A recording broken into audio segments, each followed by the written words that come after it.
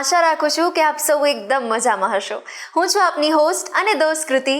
આપ સૌનું સ્વાગત કરું છું આપના મનગમતા શો વાનગી શોમાં. Title sponsored by LG Bandhani Hing, essence of authentic taste since 1894, co-presented by Varmora homeware and Mother's recipe પ્રેમનો સ્વાદ. દર્શક મિત્રો, ઉનાળાની કાળઝાળ ગરમી હોય અને સૌથી પહેલાં જો ફ્રૂટ ખાઈએ ને તો એ હોય તરબૂચ. હવે આપણે બટાકા પૌવા તો રેગ્યુલરમાં ખાઈએ છીએ, પણ આજે કંઈક મસ્ત મજાના તરબૂચના પૌવા આપના માટે બનવા જઈ રહ્યા છે. હવે તરબૂચ કે આપણને બધાને ખબર છે કે એમાં 90% પણ વધુ પાણી રહેલું છે, એટલે આપણને ડિહાઇડ્રેશનથી એ બચાવે છે. તો આવો મસ્ત મજાનો ઉનાળામાં તાજગી સભર અને હળવા ફૂલ એવો નાસ્તો જો ઘરે તમે બનાવો ને તો ખરેખર તમારા પરિવારના દરેક સભ્યો ખુશ થઈ જાય. તો ચાલો સમર સ્પેશિયલ વાનગી શરૂઆત કરીએ આપણે અને આપણા મહેમાનને પણ મળીએ. દર્શક મિત્રો, આજે ફરી એકવાર આપણે વાનગીના રસોડે જોડાઈ ગયા છે જિજ્ઞાબેન પૂજારા. સૌથી પહેલાં તો સ્વાગત છે આપનું. Thank you. તો આજે તમે વોટરમેલન પૌવા લઈને આવ્યા છો. એકદમ યુનિક, સાંભળવામાં જ આપણને ગમે એટલે ખાવાની ઈચ્છા થઈ જાય. તો સૌથી પહેલાં તો આ વાનગી વિશે પણ આપણા વ્યુઅર્સને જણાવો. વોટરમેલન પૌવા એટલે સાઉથની બહુ ફેમસ રેસીપી છે. આપણે જેમ રેગ્યુલર થેપલા, ઢોકળા કે હાંડવો જે નાસ્તામાં ખાતા હોય, ત્યાં સાઉથમાં એ લોકો પૌવા, ઇડલી, ઢોસા ખાતા હોય છે. તો આ વોટરમેલન પૌવા એમાંની જ એક રેસીપી છે કે રેગ્યુલર એવરીડે નાસ્તામાં બનતી હોય. યસ, એટલે ઘણા બધાને અમારા વ્યુઅર્સમાંથી એવો ક્વેશ્ચન થાય કે બટાકા પૌવા તો ખાતા, પણ વોટરમેલન પૌવા ભાવશે કે નહીં ભાવે? શું કહેવા માંગશો એમને? ભાવશે, 100% ભાવશે. તો ચાલો હવે કરીએ શરૂઆત. સૌ પ્રથમ ઇન્ગ્રેડિયન્ટ્સ પણ જોઈ લઈએ આપણે. ઇન્ગ્રેડિયન્ટ્સમાં આપણે આ વોટરમેલન જ્યુસ લીધું છે. બટેકા પૌવામાં જે જાડા પૌવા યુઝ થાય છે એ જ પૌવા અહીંયા આપણે લીધા છે. એની સાથે સિંગદાણા, આ વોટરમેલન સીડ્સ છે જે મેઇન છે. એની સાથે મીઠો લીમડો, જે સાઉથમાં બહુ જ ફેમસ છે કે મીઠા લીમડા વગર કોઈ જ રેસીપી નથી બનતી. બિલકુલ. કોરિએન્ડર, અડદની દાળ છે વઘાર માટે, લીલા મરચા અને ડેકોરેશન માટે આ તરબૂચના પીસીસ. ઓકે, સૌપ્રથમ શેનાથી શરૂઆત કરીએ છીએ આપણે પૌવાને આમાં વોટરમેલન વોટરમાં પહેલા વોશ કરી લઈશું. ઓકે.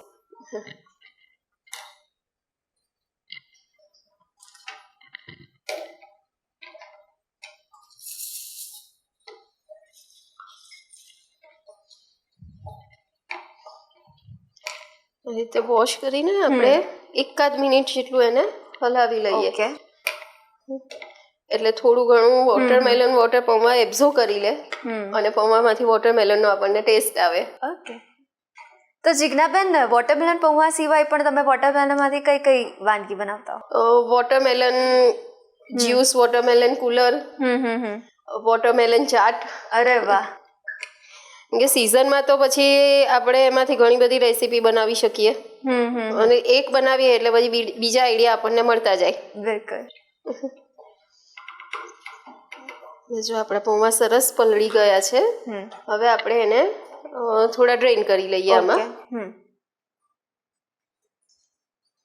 જિજ્ઞાબેન, તમારા ઘરમાં બધાને ભાવે વોટરમેલન? હા, બધાને ભાવે. ઓકે. દરેક ટાઈપના પૌવા મારા ઘરે બધાને ભાવે. બટેકા પૌવા, બેંગોલી પૌવા, કુકુંબર પૌવા, વોટરમેલન પૌવા.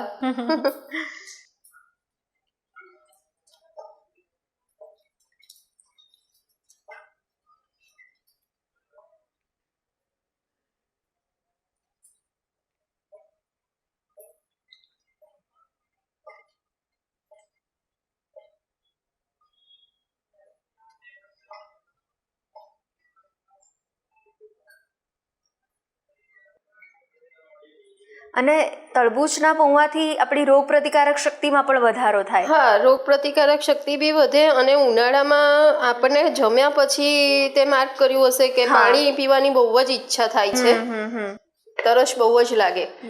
તો આ તરબૂચ છે કે તરબૂચની કોઈ પણ રેસીપી ખાધા પછી આપણને જે પાણીનો સોર્સ પડે એ નહીં પડે. બિલકુલ. જો આપણે આ પૌવા ડ્રેન થાય ત્યાં સુધી આપણે એને વઘારવા માટેનું ઓઇલ ગરમ મૂકી દઈએ. ઓકે. એટલે સવારના નાસ્તામાં અથવા તો બપોરના નાસ્તામાં આપણે લઈ શકીએ. ઇવન અત્યારે સમરમાં આપણને લાઇટ ડિનર કરવું હોય તો આપણે ડિનરમાં પણ એકલા પૌવા ખાઈ શકીએ. બિલકુલ. અને જે ડાયટિંગ કરતા હોય એના માટે તો બેસ્ટ રેસીપી છે. આપણે 2 ચમચી જેટલું તેલ લીધું છે. ઓકે. એટલે આપણા પૌવા થોડા ડ્રાય થાય ત્યાં સુધી તેલ આપણું ગરમ થઈ જશે. ઓકે. તો હવે જિજ્ઞાબેન, આ સિવાય પણ સમર સ્પેશિયલ અત્યારે ઉનાળાની ઋતુ હોય એટલે એમાં ઘણી બધી નવી નવી વાનગી તમે બનાવતા હશો. તો તમારી સ્પેશિયાલિટી કઈ છે? મારી સ્પેશિયાલિટી મેંગોની બધી જ રેસીપી. અરે વાહ, શું વાત છે. તો મેંગોના અલગ અલગ ટાઈપના અચાર, મેંગો થેપલા, મેંગો ઢોકળા. વાહ ભાઈ વાહ. એટલે હવે જે નેક્સ્ટ એપિસોડ આવે એમાં મેંગો સ્પેશિયલ આપણે મેંગો સ્પેશિયલ લઈશું. ચોક્કસ. કૃતિ, આપણું તેલ ગરમ થઈ ગયું છે. હવે આપણે આપણા પૌવા એમાં વઘારી લઈશું. ઓકે. એના માટે આપણે લઈશું 1 ચમચી રાઈ. વોટરમેલન પૌવામાં જે ટ્વિસ્ટ છે એ એના વઘારમાં જ છે. યસ. સાથે લઈશું અડધી ચમચી જીરું.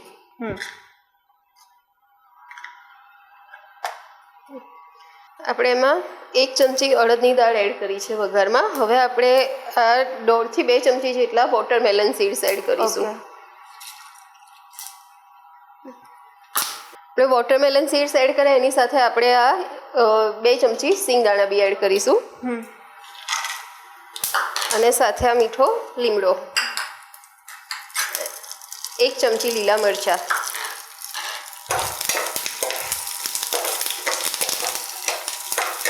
આપણે એને 1 મિનિટ ઢાંકીને વઘાર થવા દઈએ. પછી આપણે એમાં પૌવા મિક્સ કરીએ. ઓકે. આપણો વઘાર રેડી છે કૃતિ. હવે આપણે એમાં આજે આપણે વોટરમેલન વોટરમાં પૌવા પલાળ્યા છે એ એડ કરી લઈએ. ઓકે.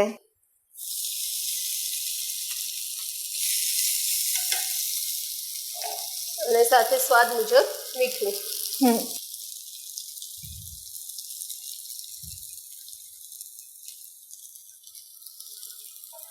એ થોડી કોથમીર. હવે આપણે આ બધું સારી રીતે સરસ મિક્સ કરી લઈએ. આપણે એમાં મીઠું અને કોથમીર એડ કરી દઈએ.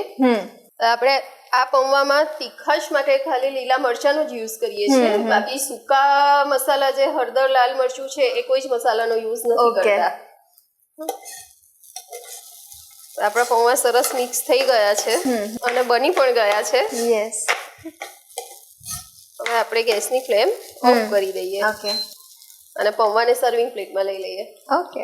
એટલે જિજ્ઞાબેન, એકદમ ઈઝી અને આપણને ઉનાળામાં રાહત આપે ને એવી મસ્ત એકદમ કૂલ વાનગી તૈયાર થઈ ગઈ છે. હા, રેડી બી ફટાફટ થઈ જાય અને ખાવાની પણ ખૂબ જ મજા આવે. યસ. તો ઉનાળાની ગરમીમાં કિચનમાં આપણે વધારે ટાઈમ ના આપવો પડે. હા.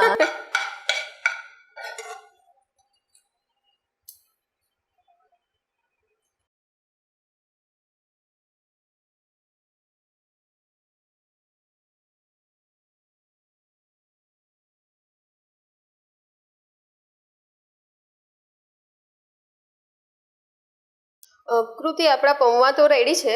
હવે આપણે એને સરસ વોટરમેલન સ્લાઇસથી ડેકોરેટ કરીશું.